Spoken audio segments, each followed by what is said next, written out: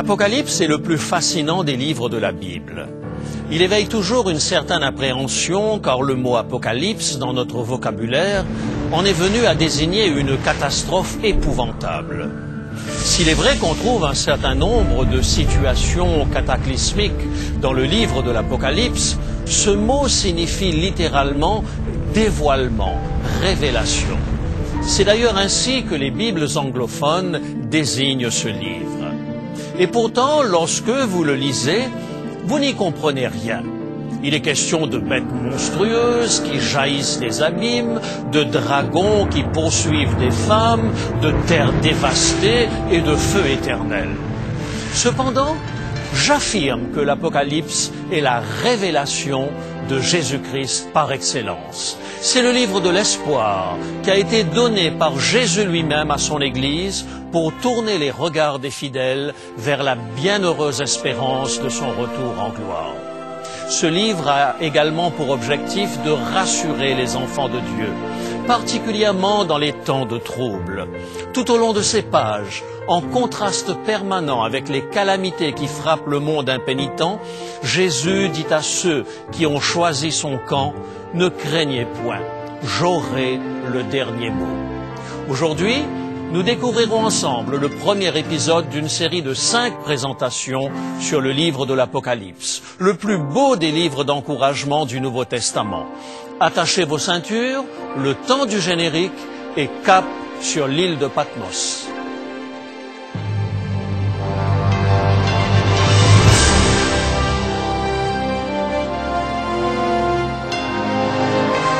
Elle a résisté à l'épreuve du temps. La Bible, le livre de la révélation, est toujours d'actualité dans le monde complexe d'aujourd'hui. Voici, il est écrit. C'est un message de foi et d'espérance que vous présente maintenant José Élisée.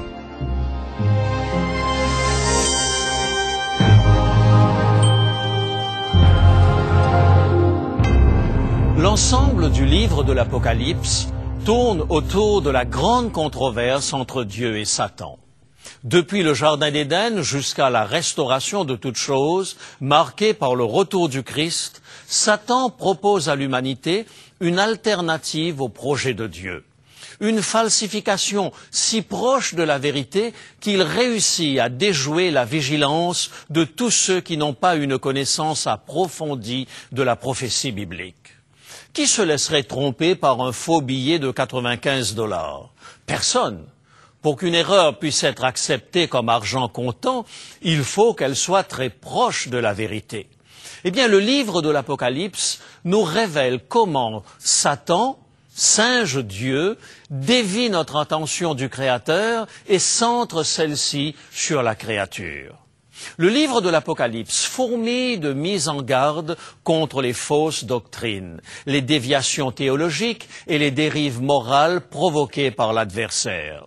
D'ailleurs, l'un des thèmes chers à l'Apocalypse est la mise en garde contre l'apostasie future, celle-là même que Paul avait dénoncée dans sa 2e lettre aux Thessaloniciens au chapitre 2 à partir du verset 1er. 2 Thessaloniciens, chapitre 2, verset 1er. Pour ce qui concerne l'avènement de notre Seigneur Jésus-Christ et notre réunion avec lui, nous vous prions, frères, de ne pas vous laisser facilement ébranler dans votre bon sens et de ne pas vous laisser troubler soit par quelque inspiration, soit par quelques paroles ou par quelques lettres qu'on dirait venir de nous comme si le jour du Seigneur était déjà là.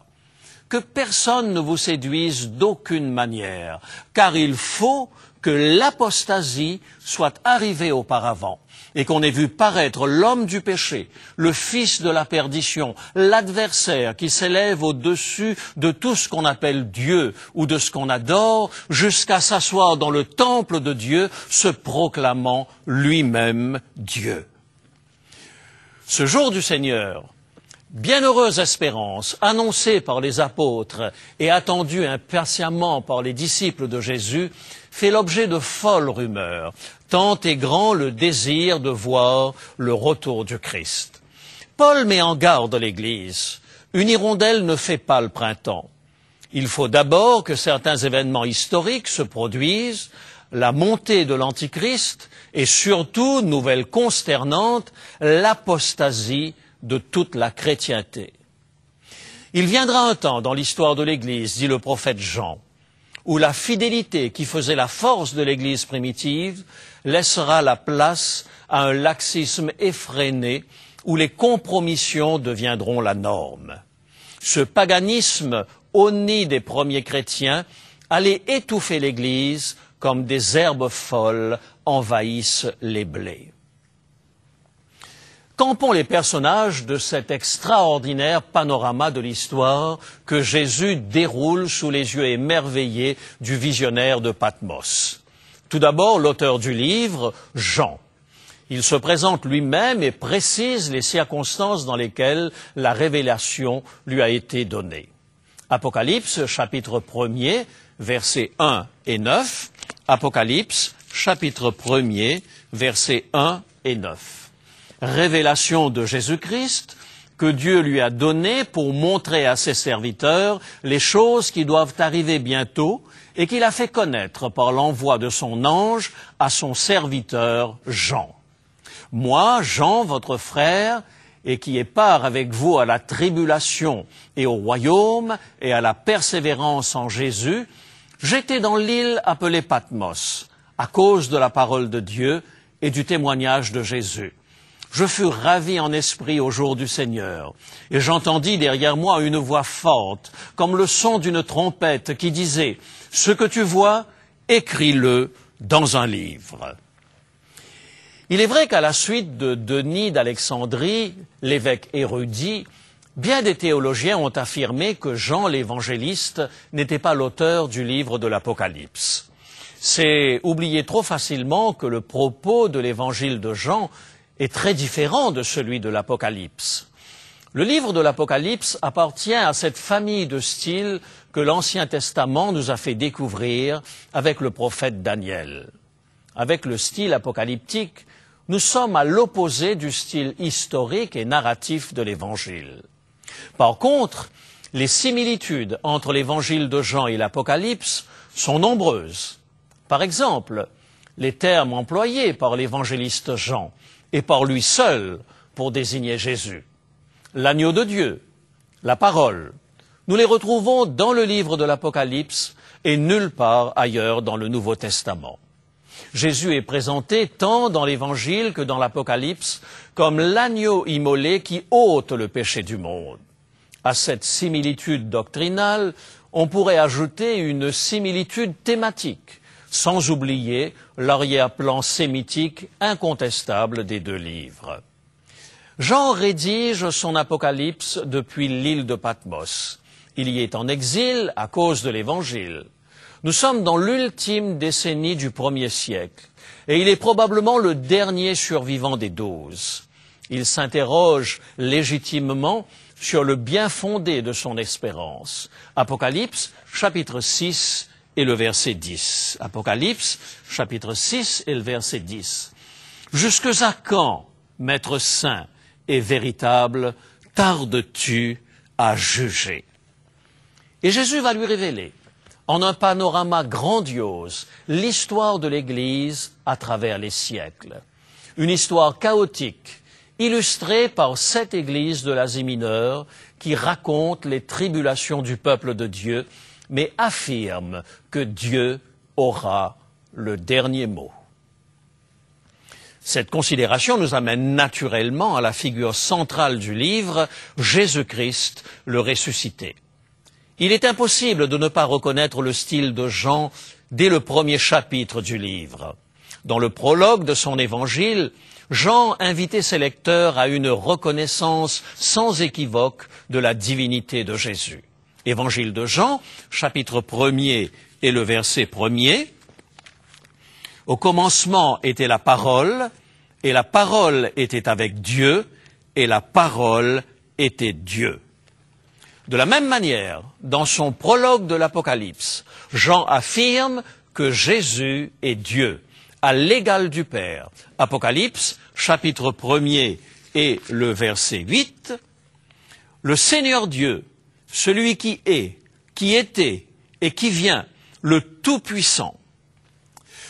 Ou on croit à la divinité de Jésus et on continue sa lecture, ou on refuse d'y croire et on referme le livre. Bien que le livre de l'Apocalypse soit un hymne à la gloire du Sauveur de l'humanité, le chapitre 4 de l'Apocalypse est tout entier consacré à nous présenter Dieu le Père. Sa majesté et sa splendeur éclatent dans l'adoration perpétuelle que lui voue le ciel tout entier. Les voix qui louent le Dieu du ciel et de la terre sont comparées à un bruit de fort tonnerre et de grosses eaux, faisant du ciel un lieu qui est loin d'être silencieux. Autour du trône de l'Ancien des Jours, comme l'appelle le prophète Daniel, gravitent les cohortes célestes. Le nombre de ces êtres célestes est infini, et ils sont désignés par le terme générique d'anges. Ils sont éternellement occupés à chanter la majesté divine. Ils sont également les messagers de Dieu pour fortifier la foi des fidèles, particulièrement dans les temps d'épreuve. Et ils seront, à la fin de l'histoire de l'humanité, chargés d'exécuter le jugement sur les impies. En attendant, ils retiennent les vents de la guerre jusqu'à ce que le plan de sauvetage de Dieu en faveur des humains soit accompli. Un plan de sauvetage rendu indispensable à cause de la guerre livrée dans le ciel par Satan. Introduisons maintenant celui que vous rencontrerez au fil des pages de l'Apocalypse sous les noms de diable, de Satan, du serpent ancien ou du dragon. C'est toujours le même personnage, occupé, conformément à l'étymologie de son nom, à mettre des bâtons dans les roues. Il est d'une redoutable efficacité, car cette guerre a été particulièrement dévastatrice. Jean l'a vu en vision, cette bataille épique, dans le chapitre 12 de son livre, les versets 7 et 8. Apocalypse, chapitre 12, les versets 7 et 8. Et il y eut guerre dans le ciel. Michel et ses anges combattirent contre le dragon. Et le dragon et ses anges combattirent. Mais ils ne furent pas les plus forts, et leur place ne fut plus trouvée dans le ciel. Et le verset 4 précise le nombre des anges qui ont cédé à la séduction de Satan. Apocalypse 12, verset 4, sa queue entraînait le tiers des étoiles du ciel et les jetait sur la terre. La défaite de Satan explique les terribles ravages provoqués par le péché. Jean le précise quelques versets plus loin. Apocalypse, chapitre 12 et le verset 12. C'est pourquoi, réjouissez-vous, cieux, et vous qui habitez dans les cieux. Malheur à la terre et à la mer, car le diable est descendu vers vous, animé d'une grande colère, sachant qu'il a peu de temps. C'est le jugement dernier qui scellera définitivement la destruction de Satan et de ses anges. Ce jugement ne laissera personne indifférent, car chacun aura dû prendre position pour le bien ou pour le mal avant la fin de la grande tragédie du péché. Jésus le disait déjà dans Matthieu au chapitre 25, le verset 32, lorsqu'il décrit le jugement dernier. Matthieu chapitre 25 et le verset 32. Toutes les nations de la terre seront assemblées devant lui. Il séparera les uns d'avec les autres, comme le berger sépare les brebis d'avec les boucs. C'est un message identique que nous retrouvons dans le dernier chapitre de l'Apocalypse. Apocalypse, chapitre 22 et le verset 11. Que celui qui est injuste soit encore injuste, que celui qui est souillé se souille encore, et que le juste pratique encore la justice, et que celui qui est saint se sanctifie encore. Cette radicalisation a produit une grande peur chez beaucoup de chrétiens, la peur de se retrouver dans le mauvais camp lors du jugement dernier. Il faut l'avouer, l'inconscient collectif tend à pousser chacun de nous à nous imaginer faisant partie de leur nombre. En fait, les calamités qui accablent les méchants ne se concrétise que lorsqu'ils rejettent définitivement et volontairement toute possibilité d'intercession de Jésus en leur faveur. Les élus, eux, forment une foule immense que personne ne peut compter, nous dit Apocalypse, chapitre 7 et le verset 9. Ils n'ont aucun mérite, car leur victoire sur le mal n'est pas acquise par leurs bonnes œuvres, mais par leur acceptation de Jésus-Christ comme leur sauveur personnel. Aussi sont-ils débordants de joie, et les parvis célestes retentissent de leurs louanges en l'honneur du roi des rois. Vous êtes-vous demandé pourquoi l'Apocalypse emploie un langage symbolique? 3 raisons expliquent ce choix. En premier lieu, c'est le langage propre au style dit apocalyptique, inauguré par le prophète Daniel à la cour de Babylone 6 siècles auparavant. Dès lors, le singe de Dieu, comme nous l'avons surnommé, Satan, va favoriser une floraison de textes prétendus prophétiques qui vont semer la confusion dans l'esprit des gens. Ainsi ont vu le jour l'Apocalypse d'Adam, la Révélation d'Esdras, l'Ascension de Moïse et bien d'autres livres apocryphes. Cette littérature est caractérisée par un dualisme dans lequel le bien et le mal sont éternellement opposés. Remarquons que cette éternelle opposition entre les forces du bien et du mal ne se retrouve pas dans l'Apocalypse de Jean. Le visionnaire de l'île de Patmos clame haut et fort que le mal est déjà vaincu et que le Seigneur de gloire règne dans les cieux en attendant de régner sur la terre restaurée. Nous ne trouvons pas non plus dans l'Apocalypse de Jean le déterminisme propre à la littérature apocalyptique. Chaque individu peut choisir son camp. Quelle plus belle démonstration de cette absence de déterminisme pourrions-nous trouver ailleurs que dans l'appel lancé par Jésus lui-même dans Apocalypse, au chapitre 3 et le verset 20. Apocalypse, chapitre 3 et le verset 20. « Voici, je me tiens à la porte et je frappe. Si quelqu'un entend ma voix et ouvre la porte, j'entrerai chez lui et je souperai avec lui et lui avec moi. » La deuxième raison se trouve dans les racines juives de l'apôtre Jean. Vous souvenez-vous du 2e commandement d'Exode au chapitre 20 et le verset 4? Il disait ceci: « Tu ne feras point d'image taillée, ni de représentation quelconque, des choses qui sont en haut dans les cieux, qui sont en bas sur la terre, et qui sont dans les eaux plus bas que la terre. » Par fidélité à ce commandement, les Juifs se méfiaient de tout art plastique, se gardant de toute peinture ou sculpture. Comment Jean allait-il contourner cet interdit tout en offrant des images fortes et facilement mémorisables? Rapportons-nous au temps des cathédrales. La seule Bible que lisait le peuple au Moyen Âge était la représentation des épisodes bibliques sculptés dans la pierre des cathédrales. Par contre, dans le judaïsme de l'époque de Jean, on ne pouvait fixer le message divin dans la mémoire des fidèles par des sculptures, des peintures ou des enluminures. Aussi, Jean va trouver dans le style apocalyptique un support mnémotechnique fabuleux, qui a vu par l'imagination le monstre de l'Apocalypse cherchant à dévorer la femme et son enfant, n'est pas prêt d'oublier à quelle sauce sera mangé celui qui aura la faiblesse de céder aux séductions du diable. La troisième raison tient à des considérations politiques.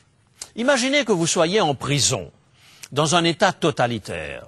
De votre prison, vous écrivez à votre famille une lettre ainsi rédigée. « Ma tendre épouse, mes chers enfants, on m'a mis en prison pour m'empêcher de parler. » Suit une longue énumération des tortures que vous subissez et des abus de vos gardiens. Vous concluez en disant « Je vous demande d'envoyer cette lettre à tous les médias. » Croyez-vous que votre lettre arrivera à destination? Certainement pas. La censure va sans aucun doute intercepter votre courrier. Si Jean avait parlé de sa foi dans le langage de tous les jours, les Romains auraient saisi son manuscrit. Dans ces conditions, Comment porter l'espoir à ceux qui subissent de plein fouet la persécution? C'est grâce au langage symbolique qui emprunte à l'Ancien Testament plus de 2/3 de son vocabulaire que Jean fera passer habilement le message. La censure romaine n'y verra que du feu et attribuera probablement à des élucubrations d'un vieillard sénile au sommeil perturbé cette floraison de monstres abracadabrants. Les chrétiens, eux, ne s'y tromperont pas. Livrés au bûcher, jetés aux lions dans les arènes, privés de leurs droits civiques, obligés de vivre dans les catacombes, ils verront dans ce livre, porteur d'espérance, l'encouragement que l'apôtre a voulu leur transmettre. Supportez pour un peu de temps encore les foudres de Rome, leur dit Jésus, car voici je viens bientôt et ma rétribution est avec moi pour rendre à chacun selon ce qu'est son œuvre. Apocalypse chapitre 22 et le verset 12. Jean va utiliser des symboles incompréhensibles pour les Romains, mais limpides pour les chrétiens. Souvenez-vous, 2/3 des versets de l'Apocalypse sont des citations de l'Ancien Testament, et les premiers chrétiens étaient férus de la parole de Dieu. Illustrons notre propos. Si je vous disais « Je vois que vous avez labouré avec ma génisse », quel sens aurait cette phrase pour vous? Probablement aucun. Mais si vous avez lu dans le livre des Juges que Samson avait posé une énigme aux Philistins, et que c'est en manipulant son épouse que ces derniers avaient trouvé la réponse, vous comprendrez mieux le sens de cette phrase prononcée par Samson dans le livre des Juges au chapitre 14 et au verset 18. Si vous n'aviez pas labouré avec ma génisse, vous n'auriez pas découvert mon énigme. L'expression devient limpide. Labourer avec ma génisse signifie interroger l'épouse pour connaître les secrets de l'époux. C'est selon le même schéma que fonctionne le livre de l'Apocalypse. La clé principale du livre se trouve dans une bonne connaissance de l'Ancien Testament. Ainsi, les lettres de Jean pouvaient quitter Patmos et parvenir aux chrétiens. Lorsque la censure romaine passait au pain fin les rouleaux écrits par Jean, les soldats romains devaient se dire les uns aux autres « Pauvre Jean, il a fort probablement abusé de la poutine québécoise. Il voit des monstres partout. Allez, laissez passer ce courrier. » Mais quand les chrétiens les recevaient, eux comprenaient le sens des symboles. Et je peux vous assurer que lorsque nous serons arrivés à la fin de notre série d'exposés sur l'Apocalypse, nous serons tout aussi en mesure de comprendre et d'apprécier le formidable message d'espoir de ce livre. Pour avoir perdu la clé d'interprétation du livre de l'Apocalypse, beaucoup de commentateurs ont opté pour une interprétation dite prétériste. Ils se sont gratté la tête, n'ont rien compris au message de Jean et ont considéré que cette révélation ne concernait que les gens qui vivaient il y a de cela 2000 ans. D'autres se sont aussi gratté la tête, n'ont rien compris non plus au message de Jean et se sont dit « ce livre n'est pas pour nous, il concerne un futur éloigné ». Mais il y a aussi les plus consciencieux qui, eux, ont essayé de comprendre le message de Jean en s'appuyant sur l'ensemble de la révélation biblique. Et ils ont compris que ce livre donne la clé de l'histoire de l'humanité. C'est cette troisième voie que je vous propose, car cette interprétation correspond au projet de Dieu tel qu'il l'a révélé au prophète Amos. Amos, chapitre 3 et le verset 7. Amos, chapitre 3 et le verset 7. Car le Seigneur, l'Éternel, ne fait rien sans avoir révélé son secret à ses serviteurs, les prophètes. Mes amis, loin d'être un livre qui fait peur, l'Apocalypse est la plus réconfortante vision d'espérance que nous donne le Nouveau Testament. Ne laissons pas le singe de Dieu nous terroriser en déformant le message de ce livre. Loin de nous faire peur, l'Apocalypse est destiné à nous rassurer. Déjà dans la grande prophétie concernant l'époque de son retour, Jésus avait dit à ses disciples, dans Luc au chapitre 21 et le verset 28, « Quand ces choses commenceront à arriver, redressez-vous et levez vos têtes parce que votre délivrance approche. Voulez-vous que nous demandions à Dieu de vous ouvrir les yeux pour bénéficier de cette merveilleuse révélation? Pourquoi ne pas le faire maintenant même, tandis que nous prions? Père Céleste, nous croyons que tu nous aimes et que tu désires nous rassurer quant à l'avenir de ce monde. Éclaire-nous par ton Esprit Saint, afin que nous comprenions le message d'espoir que tu nous destines dans ce livre. Tourne nos regards vers la bienheureuse espérance du prochain retour de Jésus. Nous te le demandons au nom de Jésus.